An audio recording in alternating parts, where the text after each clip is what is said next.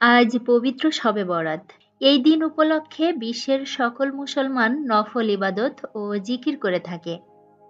নামাজ পড়ার সাথে নিজের জীবনের কর্মের জন্য আল্লাহর কাছে ক্ষমা প্রার্থনা করে থাকে। এই দিনটি সকল মুসলমানের কাছে অনেক গুরুত্বপূর্ণ। যদিও শবে বরাতের নামাজ পড়া নফল, তবুও সকল মুসলমান এই রাতে ইবাদত করতে অনেক পছন্দ করে। আল্লাহর রহমত ও ক্ষমার বর্ষণ নেমে আসে এই রাতে। আসুন আমরা সকলে মনোযোগ দিয়ে ইবাদত বন্দেগীতে মগ্ন থাকি এবং আল্লাহর কাছে ক্ষমা ও মাগফিরাত চাই। শবে বরাত কেবল রাত জাগানোর রাত নয়, এটি আত্মশুদ্ধির রাত। আসুন আমরা আমাদের অন্তরকে পাপ থেকে পরিষ্কার করে আলোকিত করে তুলি। আসসালামু আলাইকুম, আমি নাসরিন নাহার আছি আপনাদের সাথে। বাংলাদেশি ব্লগার নাসরিন চ্যানেলে আপনাদের সবাইকে আরও একবার স্বাগত জানাই। কাছে এবং দূরে যে যেখান থেকে আমার এই ভিডিওটি দেখছেন, আশা করছি আল্লাহর অশেষ রহমতে আপনারা সবাই ভালো আছেন। আলহামদুলিল্লাহ, আমরাও ভালো আছি। ভিডিওটি শুরু করেছিলাম শবে বরাতের শেষ রাত থেকে। রোজা রাখার নিয়ত করেছিলাম, তাই ছেড়ি খেয়ে ফজরের নামাজ আদায় করে এরপর ঘুমিয়ে গিয়েছিলাম। আর সকালে একটু দেরি করে ঘুম থেকে উঠেছি। যেহেতু মাইমুনার বাবার অফিস ছুটি আছে, আবার বাচ্চাদের স্কুলও ছুটি আছে, যার কারণে সকালে তেমন কোনো ঝামেলা ছিল না। সকালে ঘুম থেকে ওঠার পর ঝটপট বাচ্চাদেরকে নাস্তা করিয়ে দিয়েছিলাম। এরপর আমি চলে এসেছিলাম রান্না করতে। রান্নাটা একটু সকাল থেকেই শুরু করেছি, কারণ আজ একটু রান্নার চাপ আছে। প্রথমে আমি ছোলা বুটটা ভিজিয়ে দিয়েছিলাম, এরপর অফ ক্যামেরায় বেশ অনেকগুলা চালের রুটি বানিয়ে নিয়েছিলাম।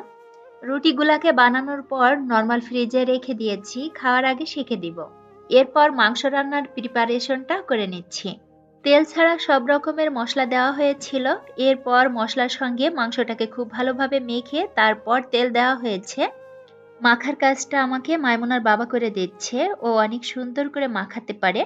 হাতে মেখে মাংস রান্না করলে মাংসটা কিন্তু অনেক সুন্দর করে মাখাতে হয়, তাহলেই কিন্তু মাংসের টেস্টটা অনেক ভালো আসে। ছোলার ডালের হালুয়া তৈরির জন্য এখানে আমি দুধের মধ্যে ছোলার ডালটা প্রেসার কুকারে সেদ্ধ বসিয়ে দিয়েছি। আর এপাশে আমার মাইমুনা ঘরটা মুছে দিচ্ছে। ও কিন্তু আগে ঘরটা ঝাড়ু দিয়েছে, এরপর মুছে দিচ্ছে।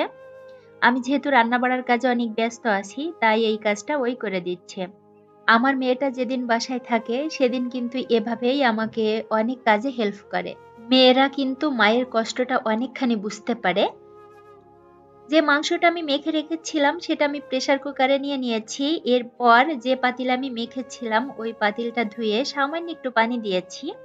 এখন আমি মাংসটাকে রান্না বসিয়ে দিব। প্রেসার কুকারে রান্না করলে রান্নাটা অনেক দ্রুত হয়ে যায়, আর কোনো রকম কোনো ঝামেলা থাকে না। একবারে বসিয়ে দিলেই কিন্তু রান্নাটা হয়ে যায়। ঝোলটা বেশি মনে হলে পরবর্তীতে আর একটু জাল করে নিলেই হয়। এপাশে আমার ছোলার ডালটা সেদ্ধ হয়ে গিয়েছে। এটা সেদ্ধ হয়েছে কিনা সেটা আমি একটু দেখে নিচ্ছি। এটার মধ্যে এক্সট্রা যে দুধ ছিল সেটাও কিন্তু আমি একদম শুকিয়ে নিয়েছি। আজ আমরা সবাই রোজা রাখতে চেয়েছিলাম, তবে সেটা আর সম্ভব হয়নি। শুধুমাত্র আমি একাই রোজা রেখেছি।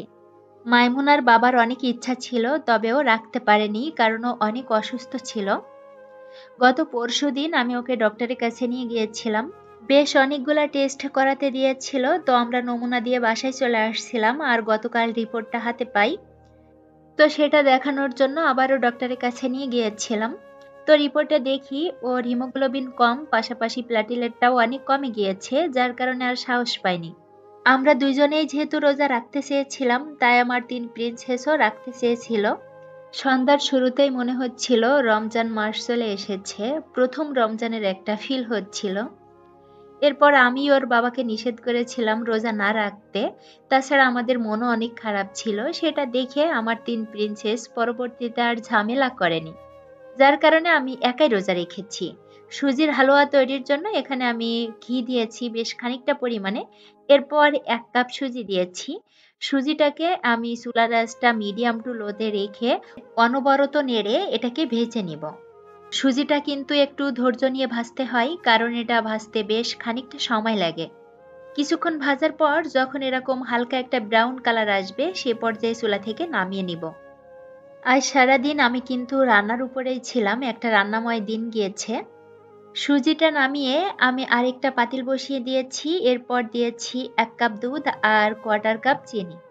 এখন এটাকে জাল করে নিব যতক্ষণ না চিনিটা গলবে ততক্ষণ পর্যন্ত। এখানে আমি দুধ দিয়েছি, তবে আপনারা চাইলে পানিও দিতে পারেন। ভেজে রাখা সুজির মধ্যে এখন দিয়ে দিচ্ছি 1/2 কাপ গুঁড়ো দুধ। এরপর সুজির সঙ্গে দুধটাকে খুব ভালোভাবে মিলিয়ে নিতে হবে।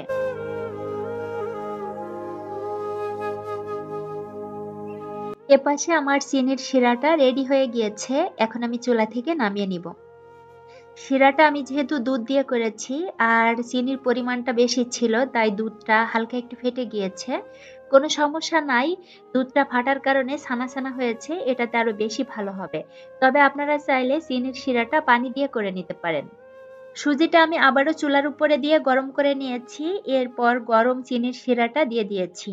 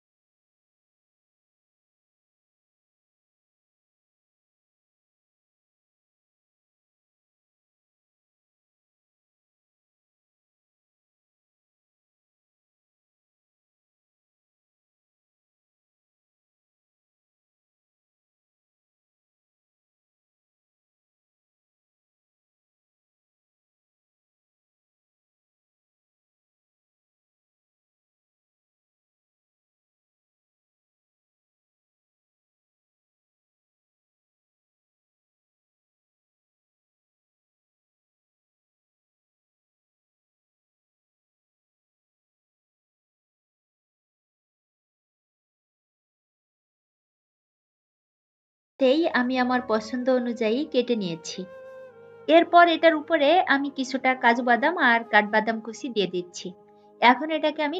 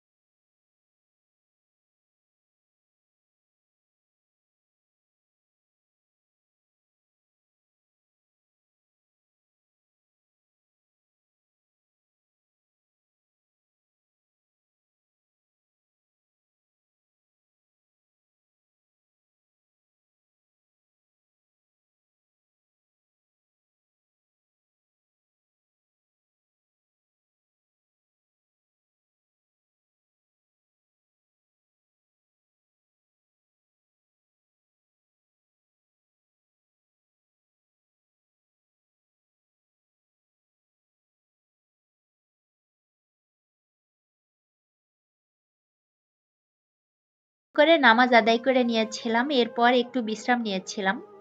গতকাল রাতে আমি গুড়ের দই বসিয়েছিলাম। দইটা কিন্তু অনেক সুন্দরভাবে বসেছে, যেটা আপনারা দেখেই বুঝতে পারছেন।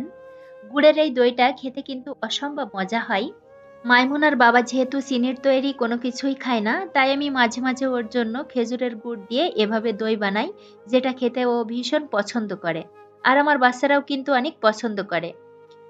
কিছুক্ষণের মধ্যেই মাগরিবের আজান দিবে, তাই আমার জন্য ইফতারিটা রেডি করে নিচ্ছি। বাচ্চারা যেহেতু দুপুরের খাবারটা একটু দেরি করে খেয়েছে, তাই এখন ওদের আর তেমন কোনো ক্ষুধা নাই, যার কারণে ওদের জন্য আলাদা করে ইফতারি রেডি করছি না, এখান থেকেই আমরা সবাই খেয়ে নিব। গতদিন তিলের যে হালুয়াটা বানিয়েছিলাম সেটা নিয়েছি, পাশাপাশি আজ যে 3 রকমের হালুয়া বানিয়েছি সেগুলা নিয়েছি। গরুর মাংস নিয়েছি। ছোলাটা আমি কিন্তু বিকেলে অফ ক্যামেরায় রান্না করে নিয়েছিলাম। এরপর দই চিড়া নিয়েছি আর 2টা রুটি নিয়েছি। এগুলা দিয়েই আমরা কিন্তু